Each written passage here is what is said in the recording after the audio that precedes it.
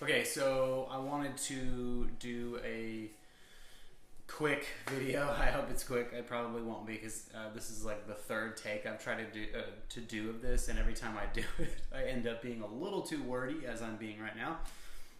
So very quickly, I'm going to show 3 different ways to do the Paul Gilbert lick. I call it the Paul Gilbert lick. I shouldn't call it that, but that's just who I associate it with. Other people do it. But it's the idea of 3 notes on one string and then 1 note on the next string. This is basically like if I'll pretend that I'm in the key of G major and I'm just playing G, A, B, C, and then going back down. So G, A, B, C, B, A, G. Okay. Typically, you're going to see people do that starting with a downstroke. So down, up, down, up, down, up, down. And everyone should learn how to do that. I'm not saying that what I'm about to show you is a substitute. I definitely believe in fundamentals, and I think alternate picking is something that everyone should address. They should use it. They should understand how it works, even if you don't necessarily use it exclusively or for high-speed things. Maybe you employ other methods like legato and hammer-ons, pull-off stuff, or maybe you use sweep picking, which is what we're going to get into. So the opposite way would be if you started with an upstroke. So you have up, down, which to me is really hard to do. You have to, there's some angular things that have to happen with the picking hand in order to facilitate that. It can be developed, but it's hard. I think it's hard, and I think it's time consuming. And most of us are impatient in this world, so we want to find more efficient ways to do things. Now, when I explain these, I already know for a fact that it's going to take a lot of words to explain what I'm doing, but the efficiency that you get with it, I think, absolutely makes it worth it. And I think I'm at the point now where I'm going to do this exclusively. I just think it makes a lot of sense for me. Okay, so I'm going to borrow from Guthrie Govan here because he talks about this lick in one of his videos on picking, but he takes this a step further. Instead of just being able to play that set of notes in that one fashion where it's 3 notes and then 1, he goes through the permutations of it where, okay, now I'm going to put G and A on the same string that I had it on the 4th string, and then I'm going to play B, C on the 3rd string. So now I have 2 notes and then 2.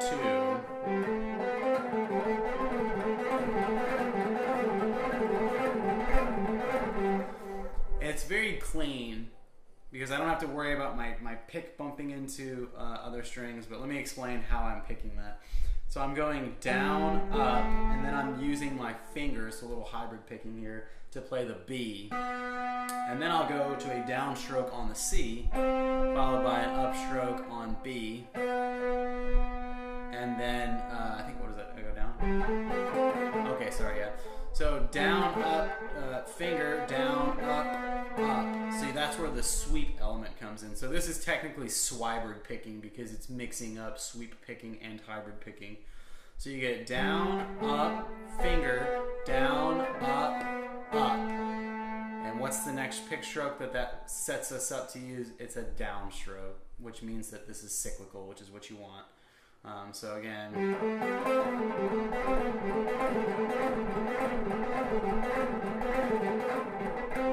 which I'll admit is very strange at first, but like a lot of the most efficient patterns, like even in classical guitar, I've encountered this where you find that one particular finger pattern or whatever may feel very strange at first, but when you develop it, all of a sudden you start to see why you developed it in the first place, because it yields a more efficient means of playing those notes, and specifically at a high speed. That's also the point behind this, because if you're not playing fast, then yeah, sure, just alternate pick it.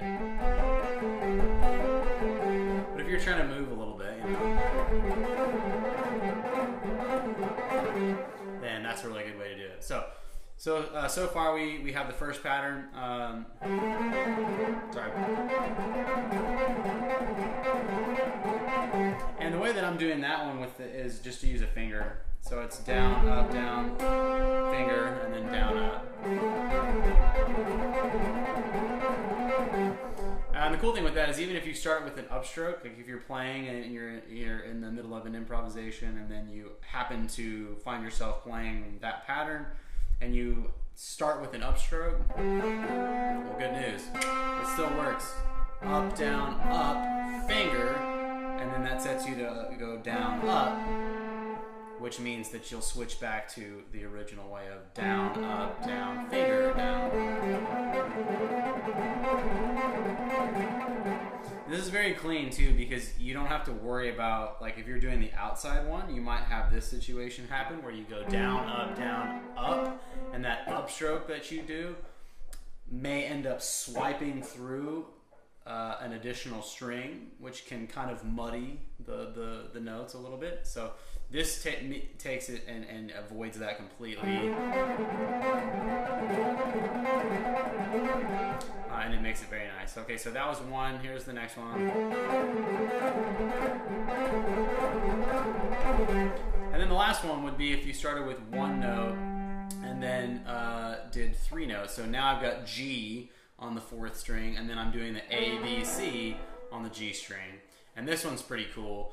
So if you're going to start it with the G, you can start it with a downstroke, and then you're going to go to your finger. Alright.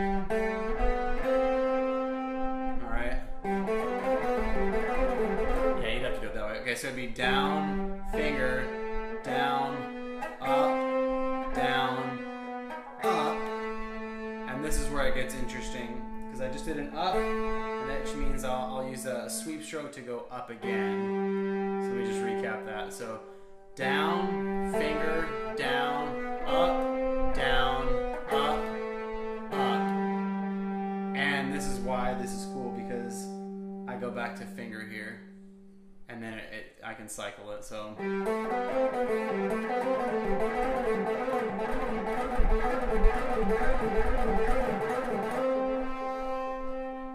so that's really cool, using this Swybrid picking to kind of handle those. So just to recap one final time, I know I'm probably being redundant, but I just want to be clear.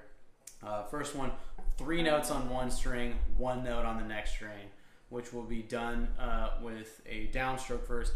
Down, up, down, finger, down, up.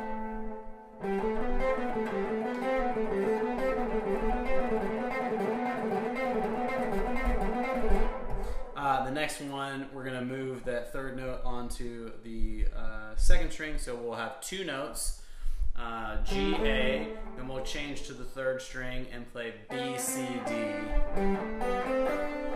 Right? No, I'm sorry, I added a note.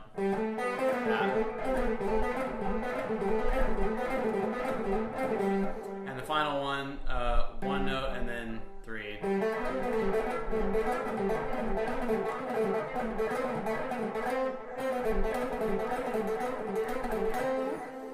And so you have a very efficient way to play these patterns, and I think it's really helpful. So hopefully this is something that you take the time to at least check out, but I would urge you to give it time, because this is if you've never done anything like this, you're going to be like, what the heck is going on here?